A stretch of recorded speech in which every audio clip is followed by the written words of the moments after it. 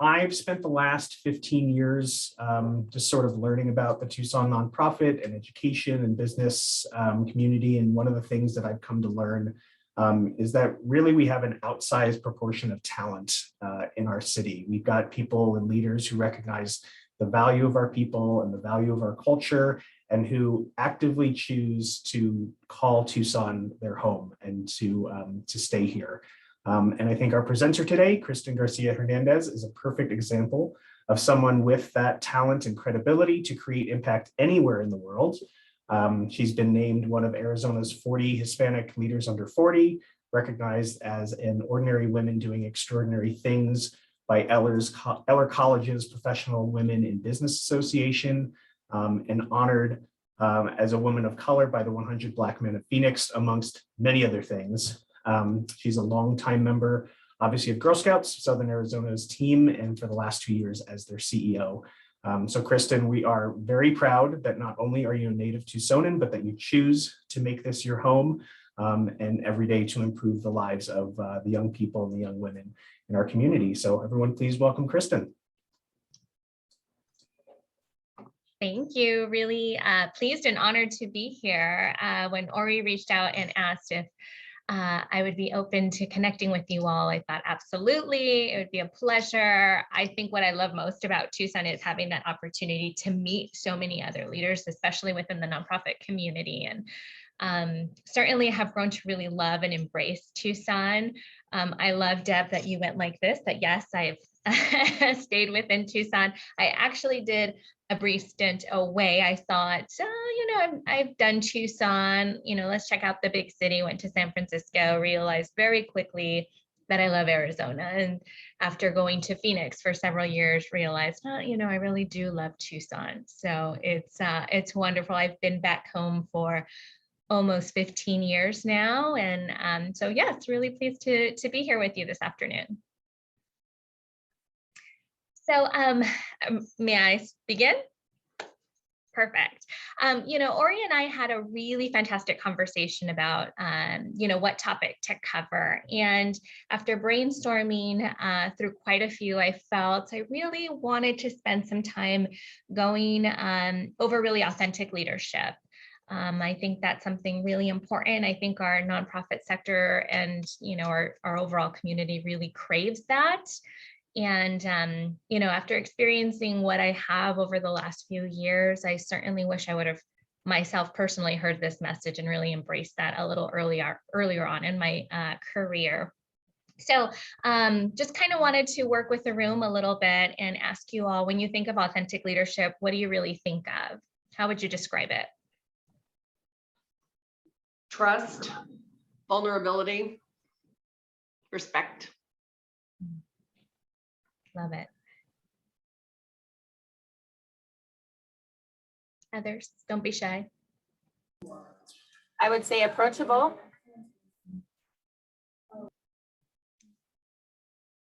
True to themselves, not a chameleon. Great response. I want to second Deb on the vulnerability part, the ability to admit, that you're wrong or that there are other opinions in the room. Mm-hmm.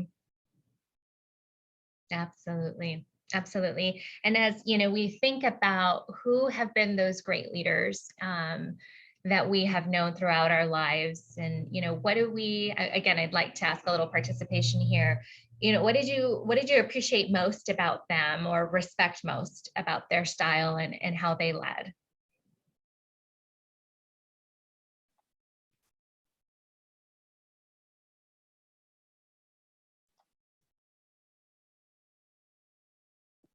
I think that approachability thing is really important too.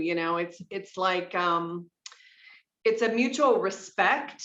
So I know hierarchies exist and are important, but you don't have to treat people lesser than or greater than based on where they fall on an org chart. And so I think that's really, peer-based leadership, or making, it's hard to motivate people who don't feel good about themselves, right? Mm-hmm. I mean, people think, if you're a hard ass, it's really going to whip people into shape, and it does the opposite, in my opinion. Wholeheartedly agree. I feel like curiosity is a really important ingredient, like curiosity about whatever field you're in, whoever you serve, and then also curiosity about your team and the dynamics that work. And I feel like when I think of some of the best, most authentic leaders that I've had the joy to work with, they've all been very curious, breath of fresh air kind of people. Love that. I love that. Yeah, I think for me, I graduated from law school in 1989. And the first law firms I worked with, I was clearly told by both male and female attorneys of all ages that it was better to be feared than to be respected. And I just bristled at it. And that was as recently as 1989. But, you know, moving forward in time, a not-for-profit that I was at, one of the vice presidents, she really took that on, that she would rather be feared than respected. And I find it disturbing that in spite of all the information we know about not-for-profits and org charts and vulnerability and human behavior, that some individuals would still have the psychological need to subscribe to those notions. So very true. And I feel, I don't know if you all noticed this, but I certainly have felt over the last several years now that there's a shift, and folks have, you know, been embracing that shift and being more vulnerable. Certainly that's one of the biggest things I've taken on. And I'm excited to see the new, I don't know, version of leader that we're starting to embrace more and truly demand, if you will. So I took on the role of interim CEO March 1st, 2020, which lo and behold was a really fun time to step into this role. And then was officially named after going through the national search, named CEO at the end of April. So it was a great time to step into a key leadership role. But at the time, what I felt I was most excited about was that I was put in, I was now in a position that I could really do a lot of things that I didn't think I could have done before. And that I felt, okay, you know, I'm able to make these calls, I'm able to shift this way, what have you. And what I've learned is that all those things, those areas that I thought I was not in a position to do, I really was this whole time, and that I didn't need to wait for the CEO role to be able to do that. And so as I've learned that, I really do my best to reinforce that with my team every day, and recognize that I didn't think I had the voice that I do now before, and I want to ensure that everyone does truly fill in whatever role that, you know, that we may play, that we are all certainly leaders and we certainly have impact, you know, on our culture and our place of work. So, you know, again, a little more participation from the crowd. Have any of you led in a way that you felt you needed to because you assumed that was the way it was supposed to be done? I did a lot. Or led in a way that you felt you had to because that's how you were told to do it?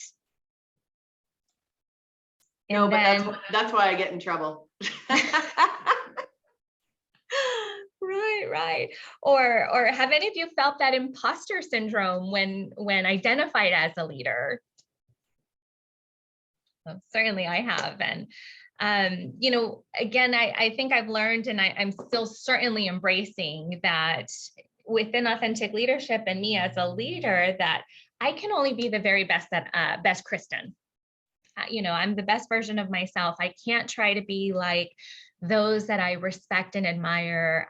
You know, I can't lead like they can. I can certainly take some pieces of what I really respect and admire about their style, but I can only be Kristen. You know, I can't be Barbie Reuter. I can't be Terry Flores or Katina Cowler. You know, I can only be Kristen. And so with that, I think settling into my style has certainly been a process, and I'm embracing it more and more every day, and really finding that who I am is embracing the real in all the work that we do, and being transparent, balanced, and certainly vulnerable. So I wanted to share a few examples about here in Southern Arizona, Girl Scouts of Southern Arizona, what we've really done in embracing this authentic leadership and and how we've found it to be invigorating in so many ways, daunting, certainly, of course, but, certainly also empowering. So, rewind 2 years ago when we were all just jumping into the world of COVID and how that impacted the way we were going to do our work, and getting to that point where we thought, oh my goodness, this is going to hinder our way that we're able to provide direct service to our members. What are we going to do? We can't do things in person. We can't connect. How are we going to move forward and serve those that we have committed to serve? And I think where we really embraced this authenticity was when we felt we were put in a position where there were no guardrails. There was no right way of doing things anymore because it was all entirely new. And ironically, I think that's where we shined the most, because we had to pivot. I know everyone's sick and tired of that word, so I'll only say it once. But we had to pivot and think outside of the box. How are we going to serve our girls? So faced with the challenge, what are we going to do? Within a week, our team embraced it and said, okay, let's do virtual programming. And we're going to offer virtual programming not only to girls, but to siblings and, anyone else in the household that wants to engage with us. And the team just ran with it because, again, do whatever you got to do. We'll put whatever resources we have to do behind it. And it was so incredible to see the innovation, the thought,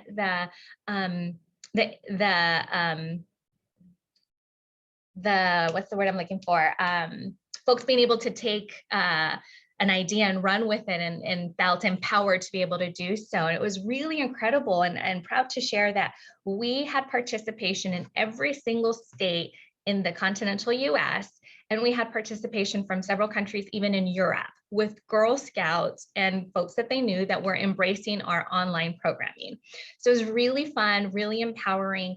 And after seeing that success, it was beautiful to see the roll off. And so we went into summer and we had to do online camp. And so the team said, okay, let's do this. And we created Camp Logon, and again, had tremendous attendance as a result. And when we look back to see, what was it and how was it that the team was able to just shift and move and do all of that, it was because, again, no barriers, no limitations at what folks could do. And so people felt as though they could shine and they could bring up ideas, and there was never any concern about, will that be accepted? Am I allowed to? Can I? So with that, we really tried to hone in on that and embrace that. And it's allowed us to have continued success with our program development, fast forward 2 years later. So really thrilled about that. I also want to bring up an example that certainly will resonate with this room. Within our philanthropy work, is during that time in April, we took an opportunity to really ensure we had authentic connections, and we were in relationship with everyone that was connected to us, whether it was our volunteers, our caregivers, our girls, but also our donors and our supporters. And so our team made it a point to make a call to every single one. I'm sure many of you did the same, but there was no ask involved. There was no ask. It was just, hey, how are you doing? How are you holding up? And the teams took really good notes and did follow up. The joke was at the time, do you need toilet paper? Or something more serious? Do you need help getting some groceries? Do you need us to pick up anything for you, etc.? And that was really empowering, especially at that time. We were a new team and we were a new fundraising team as well. We have an incredible woman by the name of Nikki, who at the time was new to fund development and wasn't really sure about her role and how to do the work. But what was empowering was the response later, that so many thank you cards, so many calls back to say, you know what, thank you so much. I didn't hear from a lot of other folks that we typically give to, but you were intentional to just call and see how I was doing. As a result, we got a fantastic $10,000 gift a few months later. And we were like, wow, thank you so much. Did you like the appeal? What was it? And she said, nope, you were the only one that called me. She said, of all the organizations I gave you, were the only one that called me and didn't ask. You just wanted to see how I was doing. And so that resonated, as we talk about authentic relationship and just real and honest. that we've embraced that and say, okay, that's what we have to do going forward, is not treat this as transactional or by the book and how you do fundraising, but rather just stop and really connect and see what matters most to folks. Another example I wanted to share around navigating this world of authentic leadership is where we're at in transforming culture. And this one certainly was much more of a daunting task for us. 2 years ago, that was the first thing that I wanted to tackle, was establishing, a culture of authentic leadership, and doing so at a time where the team was raw, and there was, some turmoil, some pain, and it was certainly a very messy process. And at that time, it really required vulnerability. And even till this day, it still takes a lot of massaging. I'm sure you can all appreciate that culture, you just kind of have to continue to work at it.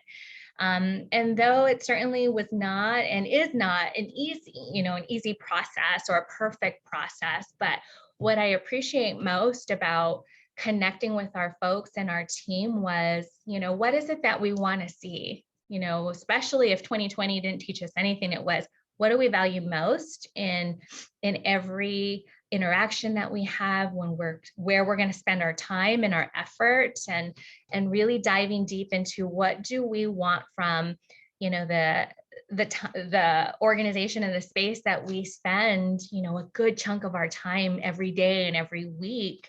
Where do we want to go, and how do we want to feel when we're here? And that certainly, having those conversations has allowed us to reframe how we connect as a team and having open and honest conversation. And that has taken a lot of training, surprisingly, from, various outside folks. I'm heartened to see Julie Ragland in the group, and, working with Julie and John Peter has been incredibly beneficial, but bringing in some other folks around workplace culture and, diversity and inclusion, and leaning on folks to, how do you build them muscle? How do you really have honest conversations? How do you give feedback? How do you take feedback? That was all part of a process. But that has led us to the point where now we're, I won't say fully comfortable, but to use some phrases that are often used, we're becoming a little more comfortable being uncomfortable, if you will.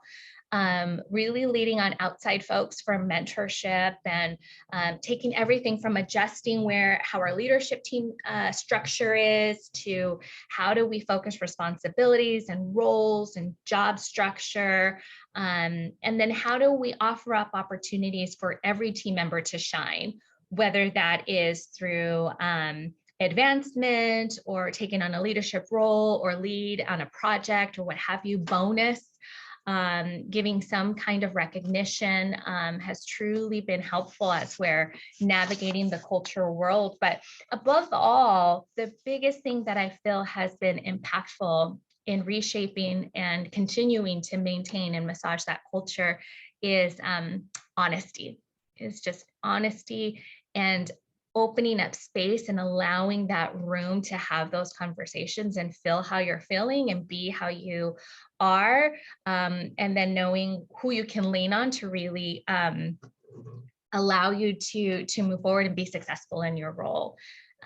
So grateful for that work. Again, it's an ongoing task, if you will, to continue to ensure that we're good, and that something I'll certainly recognize is that we'll never really arrive when it comes to culture. I think if you think we have, then I think that's when it starts to get messy and you take a backward step. So constantly massaging that. Another example I wanted to talk about in terms of vulnerability and what have you is the work that we've done around DEI&A. So as most others around, the summer of 2020 and, the murder of George Floyd and everything that was lifted up as a result of that, we'd made a conscious decision to really lean in and figure out, what do we need to do as an organization to truly be inclusive, to truly be an anti-racist organization, and how do we ensure that everyone really feels welcome and as safe as possible when working with us. And as we started to dive into that work, and we brought in a great organization to work with us, Visceral Change. I don't know if any of you are familiar with Dr. Sherrod Robbins. He is amazing. We started to begin our work with him, and at that time, shortly after, we came across a situation or an occurrence, if you will, where we were hearing a lot of voices from previous team members and previous folks that had been a part of the movement, and their sharing of their stories and what they experienced and how they felt the organization really needed to evolve. And so with that, as you can imagine, sometimes you get feedback that you don't necessarily want to hear, or it's packaged in a way that you really don't want. But we've certainly learned that feedback and thought is a gift, regardless of how it's presented and packaged. And so we really did lean in and said, okay, how do we move forward? How do we learn and listen? How do we listen and learn from all the voices that have come forward, whether it was externally or internally? And that has brought us down a beautiful path, a very daunting path, but certainly a beautiful path where we decided to, as a movement, truly, truly lean in. And as I shared, we brought in several folks to work with us. We brought in Visceral Change, Dr. Robbins, and he helped us work on the mechanics, if you will, from an organizational standpoint, reviewing our policies, our practices, the language that we use. What does our website say about us? What are our hiring practices when we're recruiting new team members? What's the experience as a member as they join the movement, our Girl Scout movement? What is their experience and how are they onboarded and how are they really brought into this sisterhood? And then we also brought in some good friends that we're grateful to work with on numerous levels. And again, as I shared, that's Julie and John Peter, and they really help us navigate through the heart of this work and really understanding the people dynamic that comes along with it.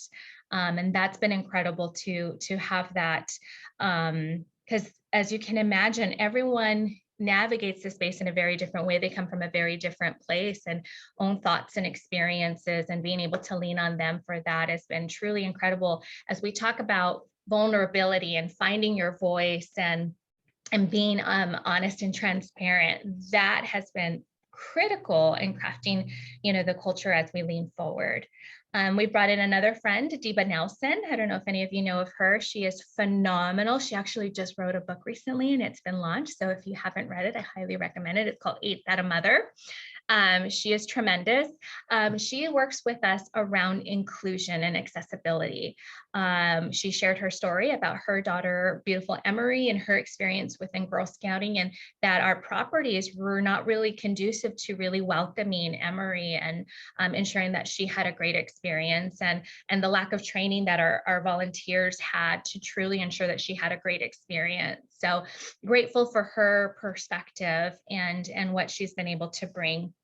And I share all of this because we've been doing a lot of work, everything from several years of training and revamping our processes and how we do our work and crafting how we can best train and support our adults who help us carry out the mission of serving girls. I bring this all up as an example because that took a lot of vulnerability as well. It took a lot of openness. It took a lot of conversation, navigating difficult conversations, and recognizing that it's okay to know that we didn't get it right. But what do you do when you know you need to make some changes, and how do you move forward? That's what matters, is how we respond to that. So grateful for those partners. My recommendation to anyone navigating that space is to bring in folks that can help you navigate that. Don't feel like you have to navigate that on your own. Certainly something we've learned and we've truly embraced. But shifting a little differently back to the fund development world, if you will, as we talk about authenticity and being able to share, oops, we've made a mistake, and how do you move forward? I'll share a lighthearted example, but again, truly something that has helped the team navigate and craft is, you all know what annual appeals are, right? We all love them. I know it's a process. we sent out an annual appeal with a letter, and it certainly wasn't our intention to have it where we had to work with a printer. We like to do everything handwritten, but we came across a tight deadline, and so we needed to have it. And what's the word I'm looking for, when we had to do the mail merge. We had to do a mail merge. I was so mortified that came to find out we were getting phone calls and messages that, let's say Lana got an envelope that was addressed to her, but it had "Dear Scott," and it had the "Ask to Scott." And it might not be that big of a deal to some, but that's certainly not the best foot you want to move forward with, right? Thankfully, it was in 2020, and we realized that it wasn't everybody, but it was about a good 40% of our donors. So, oh yeah, never done that before, right? As mortifying as it was, we blamed it on 2020. We reprinted, we made sure everything matched. We tested it a bazillion times. We put a post-it that included to say, "Oops, 2020 striked again." And just tried to have a little humor with it and resent it out, and made some calls to folks that we knew it happened to. And it was really, really refreshing to see how many people responded and had grace for us. And we laughed because we were hoping it would be the best appeal that we ever did, because we sent it to them twice. So maybe if they didn't get the first one, they got the second one, and maybe that would encourage them to give. But it certainly had great results. But as someone who, in taking on this role, only had a year of philanthropy training, if you will, and it certainly wasn't robust, but coming in already intimidated that I stepped into the CEO role without that background, without that experience, having that happen, it was the worst. At the time, it felt like the worst thing, but grateful that it was a reminder that our donors are human, and those that we serve are human, and they understand things happen. And we received a lot of reassurance that it's okay. But that taught us again that valuable lesson. It's okay to be a little vulnerable. It's okay to say whoops, and just being open and honest. So, something that I heard not too long ago, and I've truly embraced this about, leadership being a journey and all of that, is smooth seas never make for a skilled sailor. I'll read that again. Smooth seas never made a skilled sailor. So embracing all of that, embracing what was very certainly bumping roads, what has been daunting, what's been challenging, and what have you, I feel has certainly served us all very well. There were a lot of lessons along the way. I'm grateful for each and everything that has happened. I feel like that's continuing to pave the kind of leadership style that we each of us have, and where we're going and how we want to move and lead going forward. But grateful for that. And so, I share that with you all, that everyone here is a leader. We all know that in our own roles, in our own respective way, that I hope everyone certainly embraces the messy that comes their way, and, ensuring that your voice is certainly important, and, the lessons that come along the way we feel is important, is certainly what is. And, I hope everyone enjoys that journey, and happy to share ours, the good, the bad, the ugly, the beautiful that has come from it, and grateful to have spent the last few minutes with you all.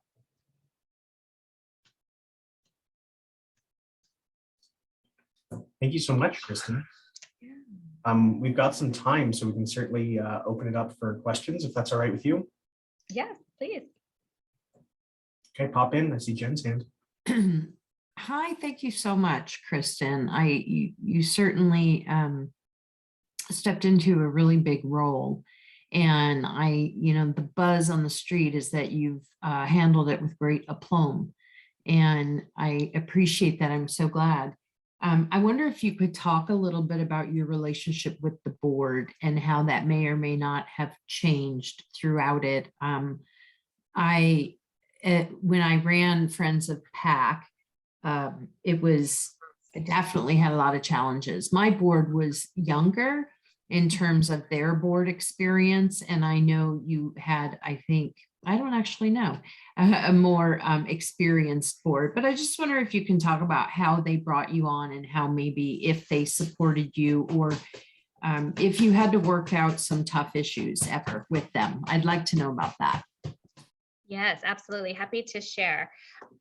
Just as important as it was for me to connect with all of our staff, all of our volunteers, it was equally as important that I early on, right away, got on connecting with my board.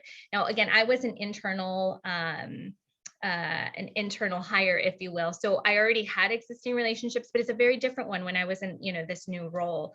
And I'm grateful to have had very honest conversations. It was refreshing. I got a lot of feedback that it was refreshing on their end, that I welcomed it, but it was also very eye-opening for me in terms of how the board wanted to be utilized, how they wanted to serve, and what they wanted to see in this new chapter, if you will. The board, I have to share, yes, at that time in 2020 was certainly an experienced board, was incredibly supportive from day one. What do you need? What are your obstacles? What is the best way we can support you?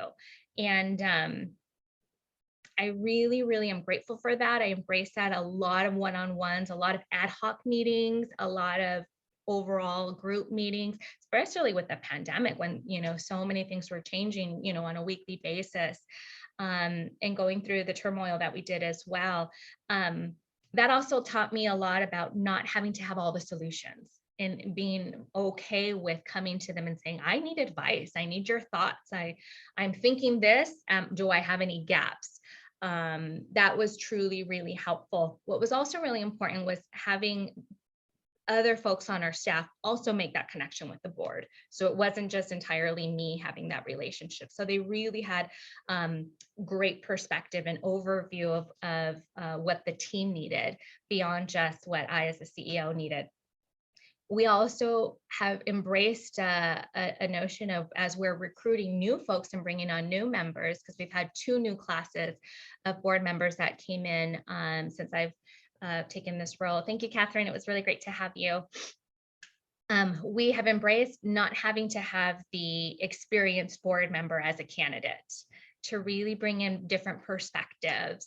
And that some of that was embracing what used to be a requirement. So in terms of the monetary amount that needed to sit on the board, if we're going to really be inclusive, we really need to think beyond what traditionally was expected of board members. So the board itself has evolved a little bit and has embraced the learning that we've gone through, and that's been really beautiful. I will share, it certainly feels very empowering to have that board support and knowing that they really are thought partners, and leaning on them as much as we do in the capacity that they need to serve. It's that balance, right? That they don't get too involved with operations, but also that they're very aware and engaged in the work that we're doing. I hope that answered your question. Thank you. Yeah, thank you.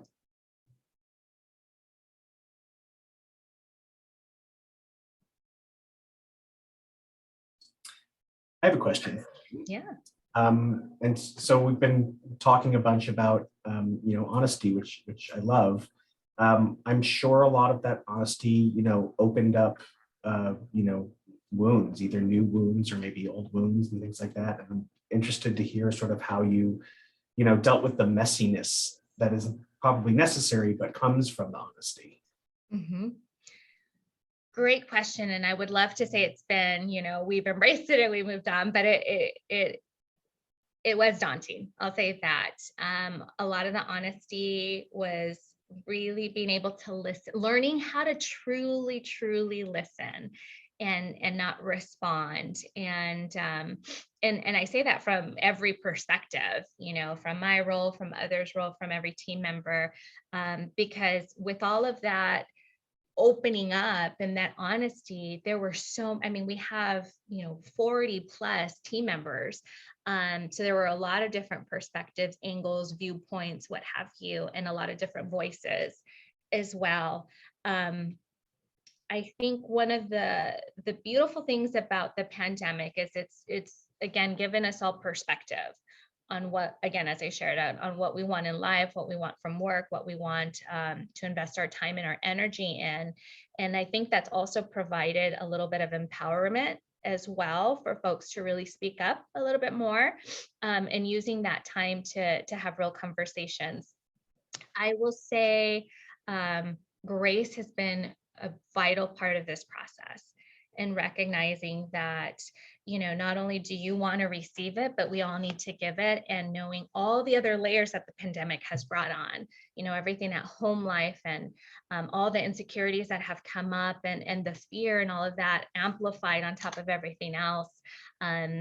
Learning how to give and learning how to receive it as well has been key. And it's really beautiful that we've noticed amongst our team is that certain types of grace have been given where before it necessarily wouldn't. And a simple example was just adjusting people's work schedule, or how they work, or when they do their work. Everyone's more open to it. And I don't know that those doors were always there before the pandemic. So it's been a beautiful process. I will share that. And I think our task now is making sure that we continue to allow the space that those honest conversations continue, and that the honest requests or the honest feedback is still maintaining. So that massaging of that culture, I would say, certainly is still very, very important. Well, that's awesome. And just to think about, I don't know why it didn't occur to me right away, but that you're having to do a lot of this, I'm sure, not face to face. It just is unimaginable, you know? Yeah. Definitely. We all know that this has brought a whole different dynamic in how we interact, how we can really hear and again, have those authentic connections. I'm a huge proponent of in person is always best, over the phone is always best, but you know, we got to do what we got to do.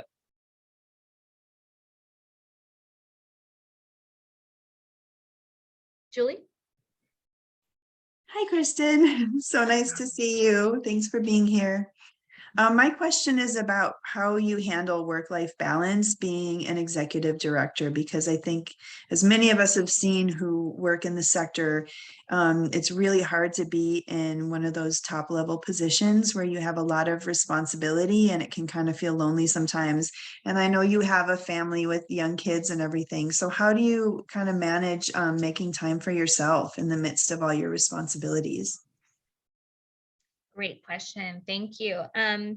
Yes, I do have two littles. I have a now 4-year-old and a soon to be 6 next week, which is still a little daunting to process.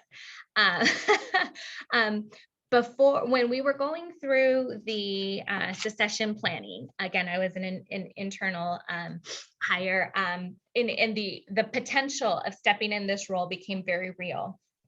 I reached out to a former board member who I really loved and respected, and is an incredible respected leader in the community. And I said, realistically, can I do this?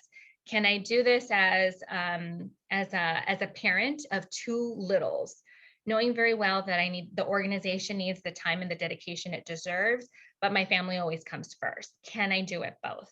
And I loved her response, because she said, Kristen, are you kidding me? And it was almost as though she got frustrated and angry. She's like, you work for an organization that empowers women and says you can do it all. And why are you questioning this? You got to do it. Because even if it's not embraced right now, you have to pave the path that others can embrace it, and that you can do it all. You just can't do it all by yourself. So grateful for that advice. And that was really pivotal in reminding me that I have a team. You surround yourself with people that are smarter, stronger than you, and you allow people to really shine and share that responsibility.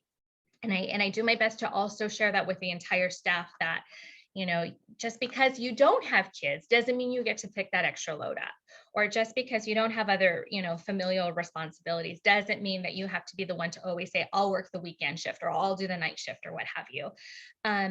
Balancing, I still find challenging at times. I've learned to, Fridays are my day to be mama. So Fridays I leave at 2:45 so I can pick up the kiddos and have that time with them. But I know I'll pick up the difference if I have to wake up at 5 in the morning and catch up on emails or what have you, or I'll work on a weekend when everyone else is doing something fun or what have you. I'll just take a little time, but also learning to lean on others.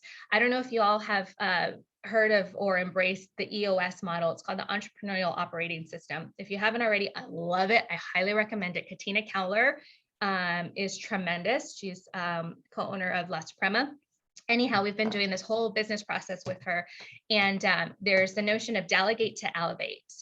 And that's really ensuring that you look at your team and look at the tasks that you have and what are those things that you can delegate to others to really elevate them and give them an opportunity. Something that you feel is a task that you have to do because you don't want to pass it on to somebody could really prohibit somebody else from learning something new or gaining a new skill set or something that they might want to try.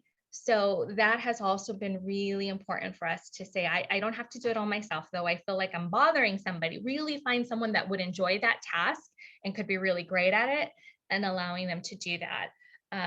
I also know that, again, coming from this pandemic, again, our value system is very different. So I try my best to model that with our team as well. And throw out the traditional, you got to work 40 hours a week to get the work done, or, you have to have this certain time task, or we need to do these 10 things and we got to do it in this time period. And it's like, no. Let's focus on these 3 things. Let's do it really, really well. And then we can see if we can get to the other items. Or again, embracing time frame. We don't have to work 8 to 5. Whatever works best for you to get the job done and do it in a way that is meaningful for you. Certainly have embraced that I don't think we would have done that pre-pandemic. So great. Again, one of the other gifts that we're grateful for. Do I have it all figured out? No. I'm trying to find balance, but embracing more PTO, you work for it, you earn it. Let's just, like the Europeans do, let's just take our time off when we're more refreshed, we perform better. So embracing that mentality as well.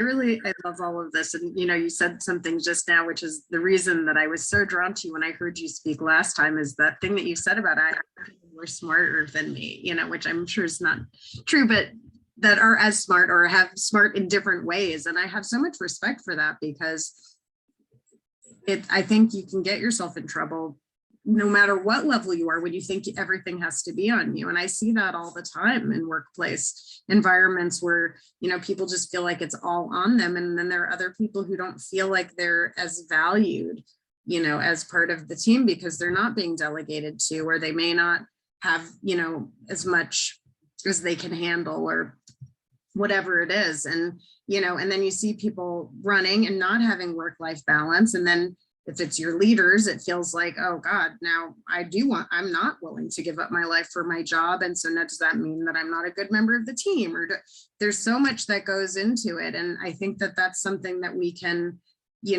everybody, no matter what level we're at in an organization, is we can say, I'm not willing to give up my life. I will work hard.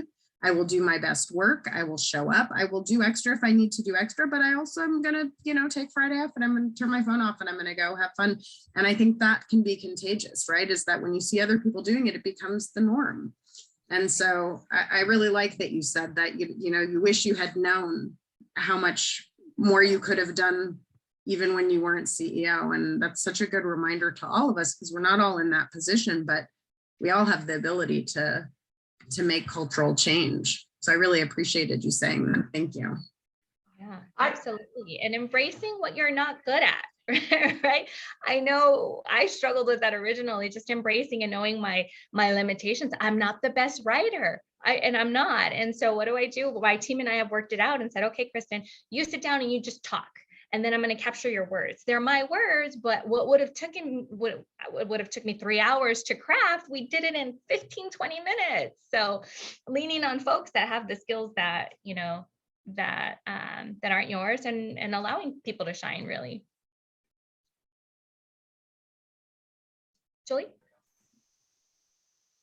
So it's super refreshing to see your style of leadership, this really like positive, vulnerable, kind of collaborative leadership style. And you know, John Peter and I have worked with other organizations who have leaders that are like that as well. But unfortunately, not everyone is so lucky to work under a leader who has a vulnerable, positive, collaborative approach. So what advice could you give to people who maybe are in different, you know, in organizations that have very different type of leadership?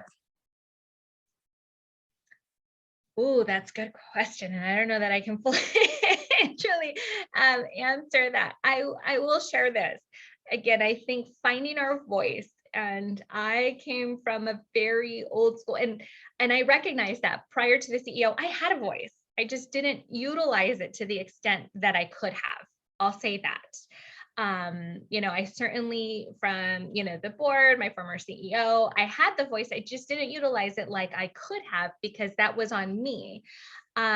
So I share that it would benefit everyone if you were to sit down and see what you want to share. I think you can get the sense of when your voice is really being heard and when it's not. But I will share this, and I think it's important now more than ever that you find a place that you can be passionate, you can enjoy, and it's worthy of your time. And, you know, change requires everyone's part. It's everyone's responsibility to build the culture that we want, to expect, you know, senior leadership or certain folks on the team to be able to do it. That's not going to really get us where we need to do. So it is everyone's part. But if it's at a point where you don't feel like you can really see the impact that you want to have, I recommend, you know, looking what else is there and that can fill your whole heart, and where, you know, you can wake up every morning and find joy getting ready for work, even if you're exhausted and you need a coffee to give you the kicker. But where are you going to really love what you do and do what you love every day? And I say that knowing that I'm in a place of privilege. So I recognize that and I own that. But I've also realized that life is too short, and that there are so many different possibilities, and networking, getting to know people, getting to find out what other possibilities are out there are wonderful. But certainly I recommend doing your very best to foster change and what you want to see where you're at. Can I comment on that, Kristen? Yeah. I'm in a pretty old school work environment where I'm trying to turn around the Titanic. But I have a team under me that I can create that culture that I want. So when I got there, they were pretty tied to their phones all night and all weekend. And I mean, I would just be thinking about something and I would send something and I would get an email back immediately. I was like, wait a minute, what's happening here? So I created a rule. Said, do whatever you want. I am not replying to any emails on the nights of the weekends. If there's something urgent, text me and I'll text you back, but do not do that and don't expect me to respond. And that was really helpful. And so now everybody I bring on does that, but it's really challenging. It's hard because, you know, it does start from the top down. So those, yeah, it's hard. It's hard to change a lifetime of someone's practice, you know? And I love that you said that, Deb, about setting that expectation, right? I say this because she would laugh if she was sitting right here with me. One of my team members, our chief of mission delivery, her mind goes 90 miles an hour at night. So she sends emails, like you said, she sends the emails at 2 a.m, and she always responds. She likes to have a clean, empty inbox. So she is on more often than she has to be, but that's because she wants to. And that is what we've told her over and over again, please stop. But she's like, that gives me ease in how I operate. But we've also had to make that very clear that that's certainly not something that is expected of everyone else. And that's a balance to make sure you're modeling, but also allowing folks to say what works for me doesn't necessarily work for you. And that's not the expectation I'm setting forth. Amy, I see your hand. Oh, I was just going to add on to that. Deb, I think that's great that you do that, because I will actually, yes, our leadership here some of them I know are in constant contact with each other. And I have told my my team, there is no such thing as a fundraising emergency. Like, you know, there just is the closest I've ever come to the fundraising emergency is when they changed the law that you couldn't double dip on the Arizona state tax credit. And I did get a call from my boss on a Saturday, and she said, on Monday, we got to let people know what's going on. But 99.9% of the time, there is no such thing as a fundraising emergency. So I do sometimes work on the weekend. And if I send something to one of my staff, it's because A, I don't want to forget about it and get stuck in the draft folder. So I will literally title it for Monday. Please don't look at this now. Please enjoy your life. And that has been especially valuable this year because I've had a lot of family stuff going on. And, you know, there were times when I was working Sunday at 6 o'clock. Do I expect my team to reply? Absolutely not. And when they do reply, I will tell them, thank you for your reply. Go have fun now. And I will see you on Monday, you know, because I think it is absolutely horrible that our culture, you cannot get away from work anymore. You can't, you know, if you're on Facebook, you're looking at a work Facebook. If you're on Twitter, you're looking at a work Twitter. If you're, I think it is not healthy. So I'm going to leave it at that. But I encourage this conversation. And the other thing I think that we all need to get back to is actually leaving our desks at lunchtime, even though I love sharing lunch with you guys. But but yes. Absolutely, Amy. I will fully share that. I think that's the case. I do not do a good example. I am not a good example of leaving my desk, but yes, you are so right. Those little things, taking a break, have any of you started doing walking meetings? I heard about that and I love it. And I can't say that I'm doing a lot of them, but just getting up and taking a meeting and walking around the neighborhood gets us active. It gets us a little away from our desk.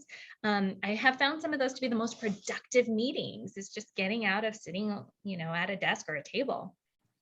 Great point. That my supervisor and I have done that where we're like, just go, we're both cold in the building because of the air conditioner and we're tired. So let's get up, we walk around, we talk. Sometimes we used to hop in the car and just meet while we went to get coffee. Like, it doesn't have to be at your desk. It doesn't have to be on Zoom. It can be just when you're in motion, as long as you don't have to take notes. And I like that a lot. Yeah.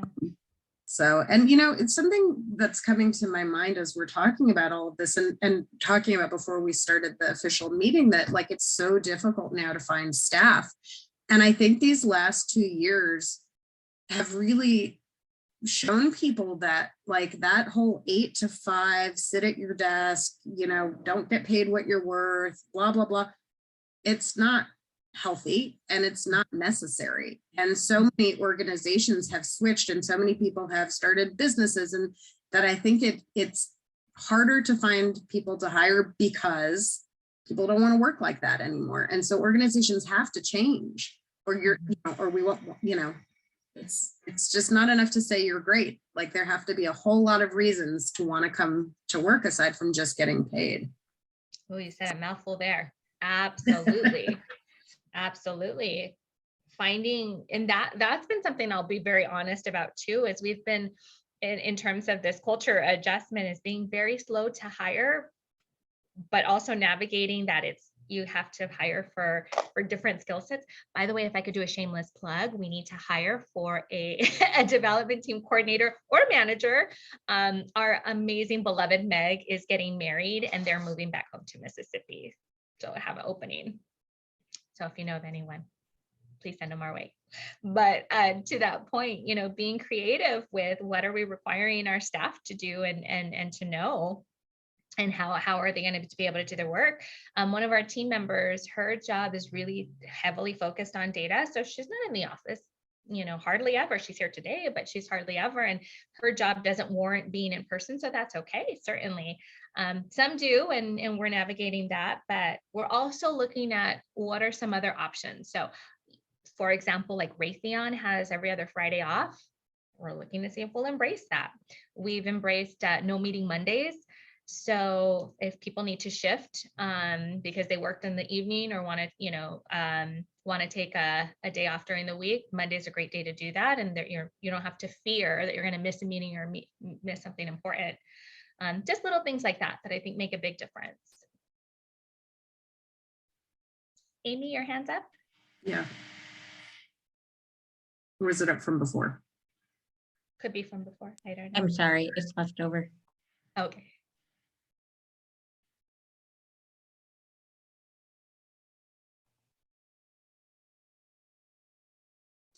Any other questions? Well, I think this turned out not only to be a wonderful discussion of authentic leadership, but also a great topic for May, which is National Mental Health Month. So it's a good reminder to all of us to incorporate that into everything we do. I say that as, someone who needs some help with taking some PTO himself, but Kristen, thank you so much. This was a wonderful, wonderful conversation that I know I personally got a lot from, and I'm sure everybody else did too. So we really appreciate your time and helping us all to improve the community. My pleasure. Thank you for having, and again, always open to learning. So please continue to stay in touch, share with me what's working really well for you all. Again, I feel like brain trust and brain space is always the best, and learning from others is so important. So thanks again for allowing me to be here today. Awesome. Just a